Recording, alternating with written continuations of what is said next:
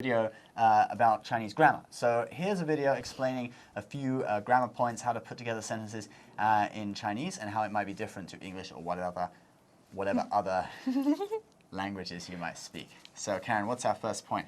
Okay, so to start off with something very basic, the simple structure of subject, verb, object. So if I were to say, I look at you, Ben, I would say, 我看你. So now, 我 is the subject, yeah. 看 is the verb, and object is 你, you. And so that's actually the same structure as English. I look at you, 我看你. But a different structure to some other language, for example, Japanese and German, where the verb actually comes at the end of the sentence. So in this aspect, this kind of structure where you place verbs in a sentence, it's the same as English. So it makes Chinese reasonably easy to learn in this aspect if you already speak English. So another example, say I'm playing the piano, you'll say 我在弹钢琴. So subject, 我弹 is to play, 钢琴, piano.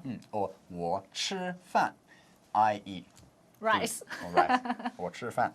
Okay, so let's move on to another structure. And when Westerners speak Chinese, they often put time words in the wrong place. So for example, in English, if I was going to say, this morning I went to the bank, I could either say, this morning I went to the bank, or I could say, I went to the bank this morning. So both way works. Yeah, both way works, no matter whether you put the time at the beginning or the end.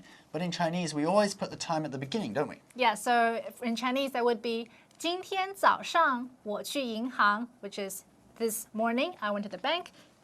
Time, subject, verb. Or 我今天早上去银行. So you can either you always put the time at the beginning of the sentence, either before or after the subject. So the subject is 我.